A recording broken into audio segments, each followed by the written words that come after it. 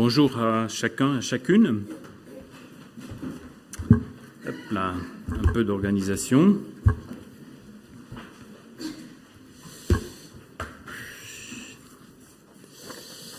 Voilà, donc comme ça a été annoncé, je vais me tenir à bonne distance du micro. J'ai reçu une formation spécifique par Erwan, notre pasteur, donc je vais essayer d'être bien positionné. Nous poursuivons donc dans le livre de l'Exode. Il y a eu 2 interventions déjà, Kevin, chapitre 1 et 2, Erwan, chapitre 3, avec l'appel de Moïse et son envoi. Et avant d'attaquer, donc, effectivement, on va faire un grand saut jusque vers chapitre 11-12, mais je vous propose une petite mise en échauffement des neurones avec 3 diapos, donc, sur ce temps de l'Exode.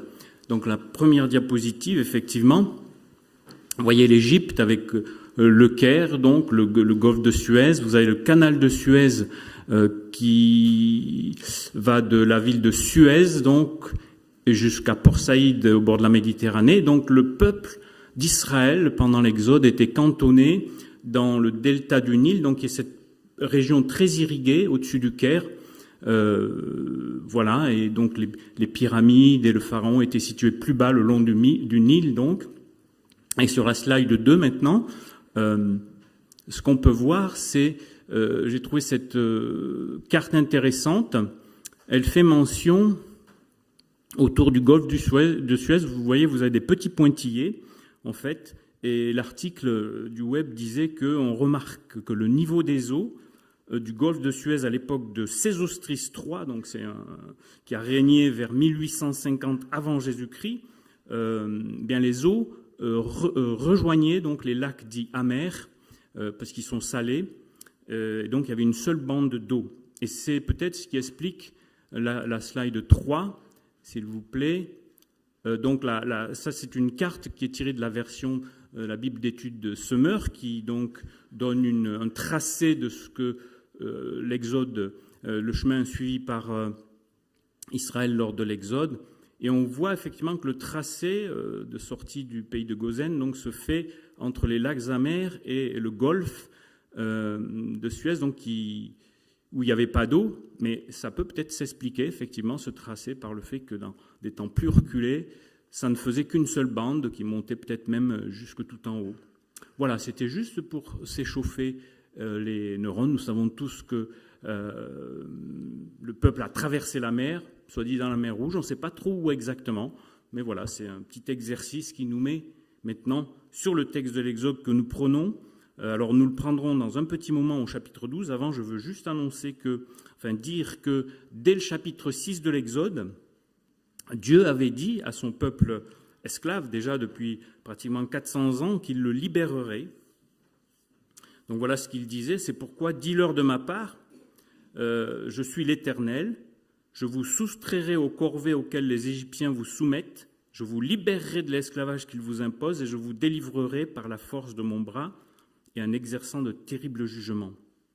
C'est la promesse donc que Dieu a donnée, qui est très succincte, et qui va se préciser par la suite. Le mot de la fin, c'est en exerçant, je vous délivrerai, en exerçant de terribles jugements. Voilà, on a envie d'aller voir plus loin. Et ces jugements de Dieu, vous vous rappelez, vont se manifester par 10 plaies pour le pays d'Égypte, mais qui sont des signes ou des prodiges du point de vue des Israélites. Ces plaies vont faire souffrir chez les Égyptiens la nature, les bêtes, les humains. Pendant des jours, il en faudra 10 plaies. Pourquoi 10 ? Peut-être parce que Dieu déjà est très patient. Et puis c'est ne pas connaître l'obstination et l'endurcissement du cœur humain, celui de Pharaon en particulier, mais le cœur humain est obstiné malgré tout. Contre toute évidence, le Pharaon, dès le début, va ignorer les avertissements du Seigneur. Déjà au chapitre 5, il va dire « Qui est l'Éternel ?»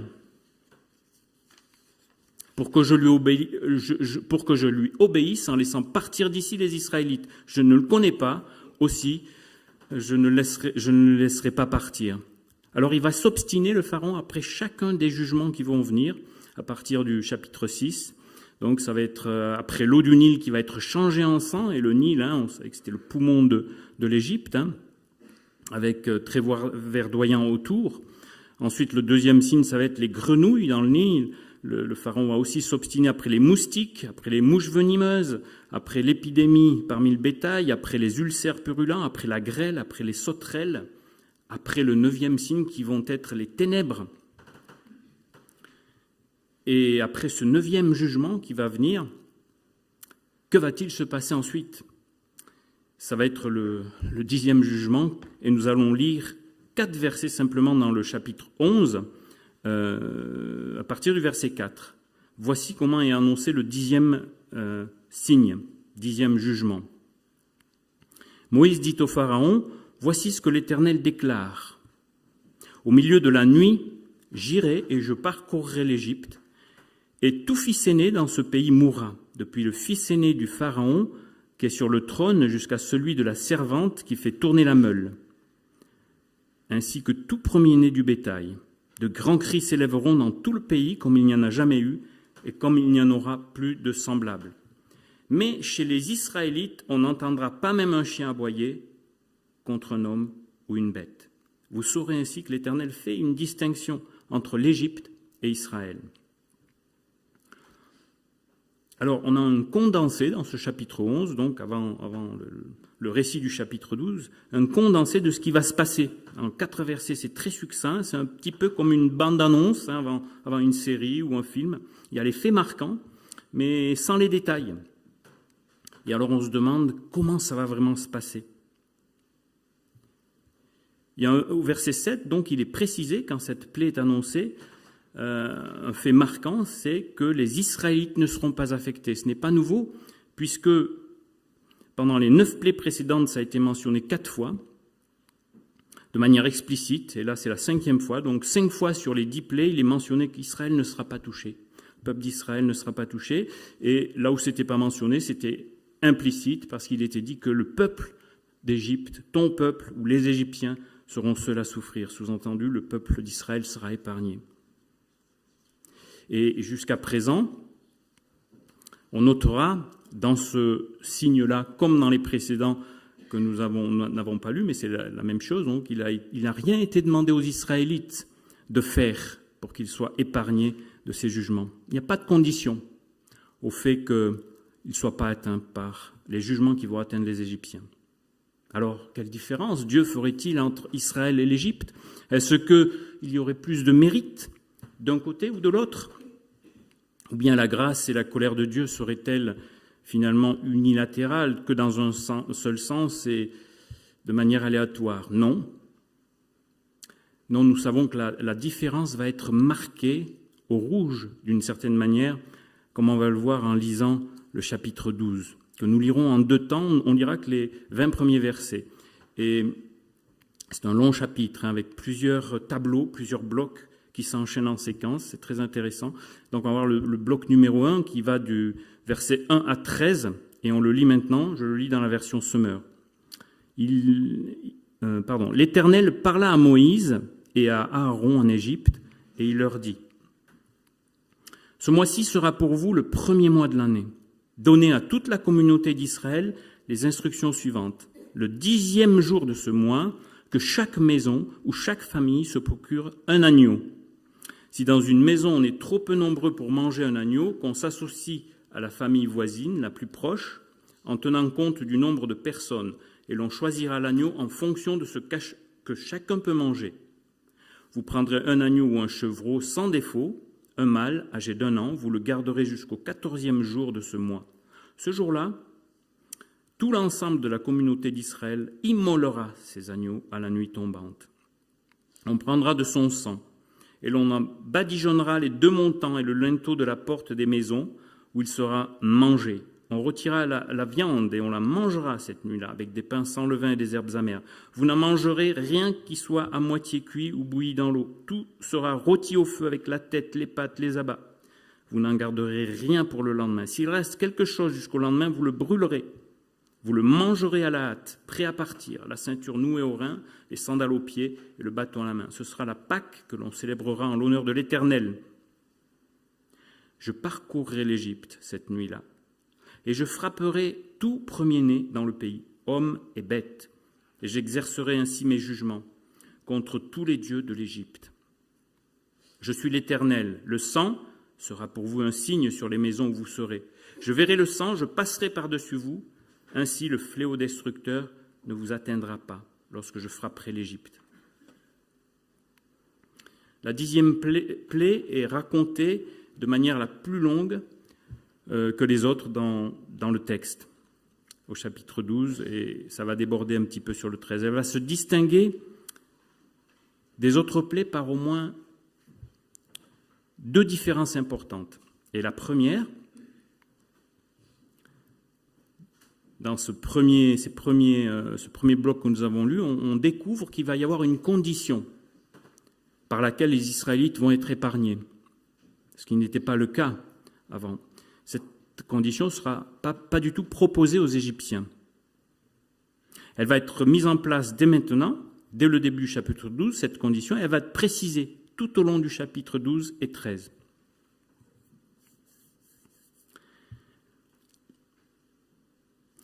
Israël, chaque famille juive, pour éviter le jugement, cet ultime jugement, va devoir réaliser un acte individuel qui se passe en séquence. Il va falloir tuer un agneau dans chaque famille, badigeonner de son sang le montant et les linteaux des portes et manger entièrement la chair de cet agneau, la chair rôtie de cet agneau.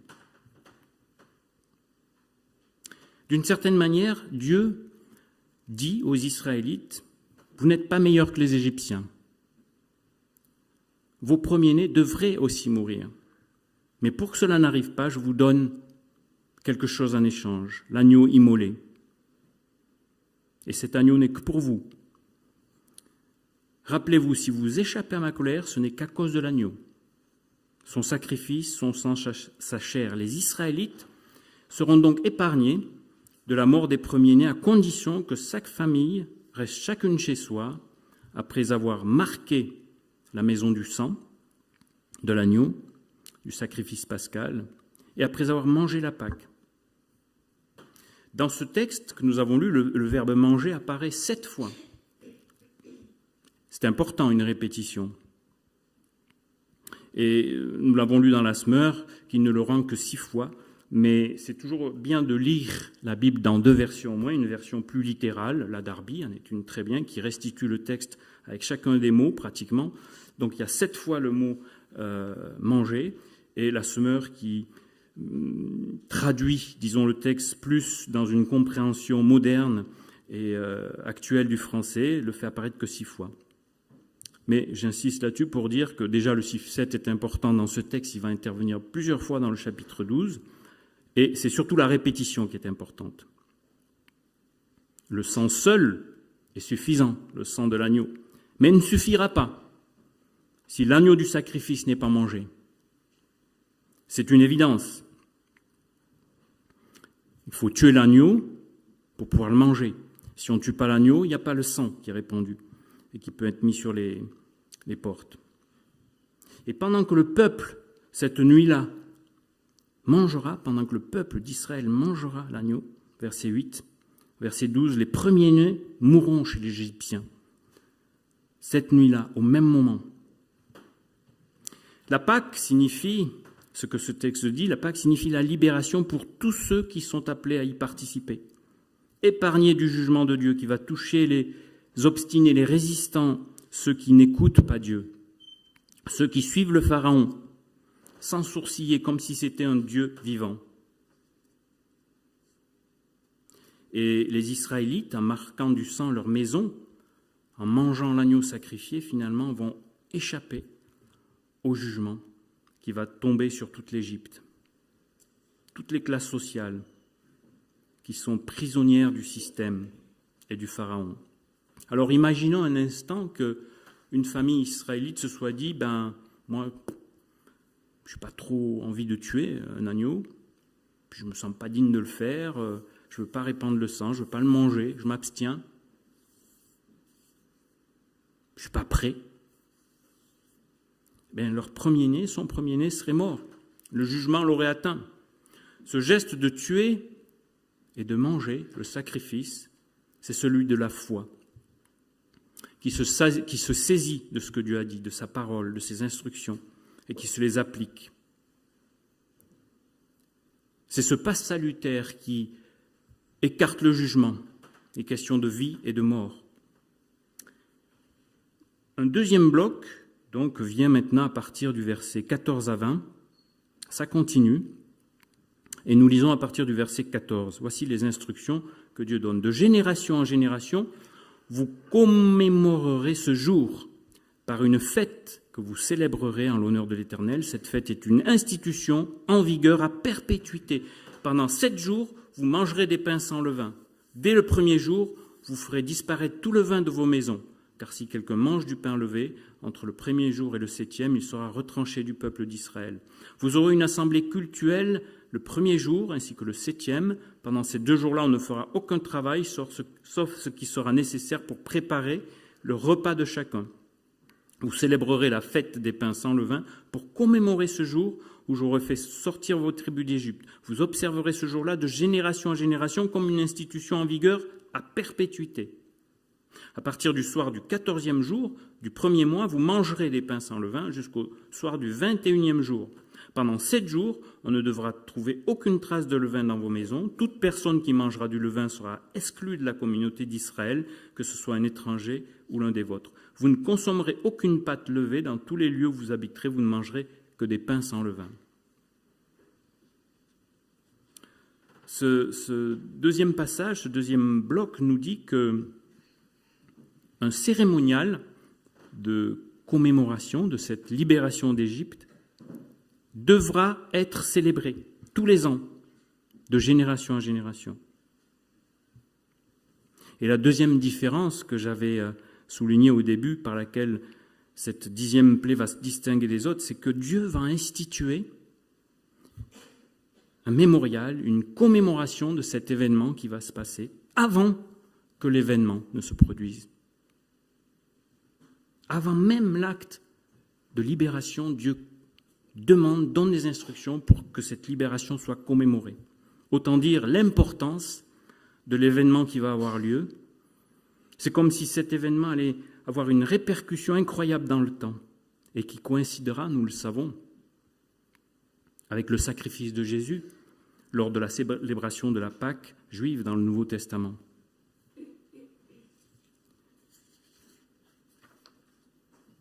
Alors, ce n'est pas mentionné dans ce deuxième bloc où il est beaucoup question de manger les pains sans levain. Pas mentionné parce que c'est sous-entendu, mais les événements essentiels de la Pâque qui ont été célébrés en Égypte, l'offrande pascale, elle est inclue dedans le premier jour de ces 7 jours. Il va falloir tuer l'agneau, le rôtir, etc., manger ensemble avec les pains sans levain. C'était dit déjà dans les premiers versets que nous avons lus, le premier bloc. Et dans Exode, c'est intéressant de réaliser qu'on a des blocs comme ça qui s'enchaînent les uns derrière les autres. Et puis il y a des narrations parfois. Et c'est comme un fondu enchaîné. On a laissé un premier bloc qui disparaît en fond d'écran et il y a un des éléments qui est repris, c'est les pains sans levain qui étaient déjà mentionnés et puis qui sont développés ici. Et puis après il va y avoir un troisième bloc, etc., que nous ne verrons pas. C'est très intéressant. Et comme dans le bloc précédent, le verbe manger intervient 7 fois. C'est pour ça que c'est important, cette répétition. Et pendant 7 jours. Ce ne sera pas un jour de célébration pour un événement qui s'est passé en une nuit, mais ça sera 7 jours. Une semaine entière. Succession complète de 7 jours. Comme pour dire que c'est chaque jour de la semaine que nous devons nous rappeler constamment ce que Dieu a fait pour nous, mais surtout que nous devons vivre ce que le sacrifice a apporté dans nos vies. Cette nouvelle vie, cette transformation, cette continuité. Verset 14, ce jour, verset 15, pendant 7 jours. Un jour célébré pendant 7 jours. Une sorte d'expansion du temps. L'événement d'une journée en Égypte, d'une nuit, la 15e nuit, verset 5 et 8, se célébrera pendant 7 jours hors d'Égypte, après. Et tous les ans. C'est comme si l'espace s'est agrandi hors d'Égypte et le temps s'est allongé. Comme quand on jette un caillou dans un lac avec les ondelettes qui se répercutent jusqu'au rivage. Et le levain, bien sûr, dans ce passage a son mot à dire. Il devra disparaître. Il est dit complètement, il faut le sortir des placards, il faut le jeter dehors. Une extraction complète. Et cette symbolique qui parle de la vie chrétienne, de cette continuité après la libération, la vie de ceux qui sont au bénéfice du sang de Jésus, nous chrétiens. Elle est si importante, cette symbolique, que Paul la reprend dans 1 Corinthiens 5, versets 7 à 8. « Faites donc disparaître tout vieux levain du milieu de vous, afin que vous soyez comme une pâte toute nouvelle, puisque en fait vous êtes sans levain. Car nous avons un agneau pascal qui a été sacrifié pour nous, Christ lui-même. C'est pourquoi célébrons la fête de la Pâque, non plus avec le vieux levain, le levain du mal et de la méchanceté, mais uniquement avec les pains sans levain, de la pureté et de la vérité. » Alors il y aura encore un bloc que nous ne verrons pas maintenant, versets 21 à 26, et puis il y aura une narration, il y aura le 10e jugement qui va tomber, versets 29 et 30. Au milieu de la nuit, l'Éternel frappa tous les fils aînés d'Égypte, depuis celui du Pharaon qui régnait sur le trône jusqu'à celui du détenu qui se trouvait en prison, et au premier-né des animaux. Cette nuit-là, le Pharaon se leva, ainsi que tous ses hauts fonctionnaires et tous les Égyptiens. De grands cris furent poussés dans toute l'Égypte, car il n'y avait pas une maison où il n'y eut un mort. Dramatique, mais heureusement, bonne nouvelle pour le peuple d'Israël. Israël qui sort indemne de ce jugement. Pharaon qui dit « Prenez avec vous votre bétail, gros et petit, comme vous l'avez dit, allez-vous-en et demandez pour moi la bénédiction de Dieu. » Plus loin. Toute la Bible, nous le savons, et ce passage d'Exode en particulier est rempli du Seigneur Jésus. Le Nouveau Testament identifie Jésus comme notre Pâque, dans 1 Corinthiens 5, 7, nous l'avons lu, l'agneau de Dieu, dans Jean 1, pur et sans défaut, 1 Pierre 1,19, immolé, toujours dans 1 Pierre, et qu'aucun de ses os ne devait être brisé. On l'a au verset 9 dans le fait que l'agneau était rôti tout entier, et on l'a au verset 46 que nous n'avons pas lu de ce chapitre 12, que l'on retrouve dans Jean 19. Et comme les Israélites devaient manger la chair de l'agneau, toute la chair, pareillement nous devons par la foi nous nourrir de ce que Christ a fait pour nous, d'accepter ce salut, ce sacrifice, la foi authentique en Christ, le fait de le recevoir en nous. Jésus lui-même en parle en parlant de manger sa chair et boire son sang. Dans Jean 6, 53-57, au sujet de la manne qui était descendue du ciel, plus loin dans l'Exode. « Oui, je vous déclare, dit Jésus, c'est la vérité, si vous ne mangez pas la chair du Fils de l'homme, si vous ne buvez pas son sang, vous n'aurez pas la vie en vous.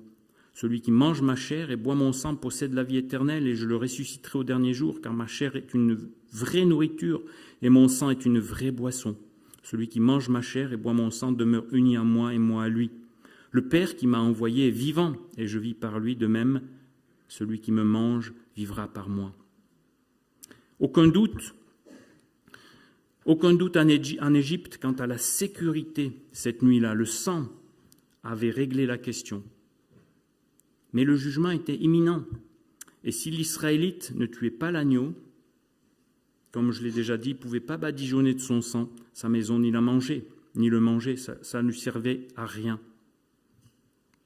Et si le sang de Jésus est suffisant pour Dieu, et il est pour régler la question du jugement qui vient sur tous les humains, la foi de notre côté est indispensable pour recevoir l'approbation divine, la foi en ce que Christ a fait. Et la foi, c'est s'approprier, manger. C'est ça ce que ça veut dire manger. S'approprier ce que Christ a fait. Le croire et le vivre dans la continuité, tous les jours. Pas juste au jour de notre conversion, et puis après, petit bonheur, la chance. Non, tous les jours. Alors au moment où nous nous apercevons que le jugement ou la colère de Dieu est sur nous, alors dans cette salle, je pense que la plupart sont au bénéfice du sang de Jésus, mais si nous sentons que voilà, nous devons faire le pas, il n'y a pas de temps à perdre. Réfugions-nous sous la protection de Christ, notre Pâque, et gardons nos reins sains, nos lampes allumées, afin d'être toujours prêts à sa rencontre. Amen.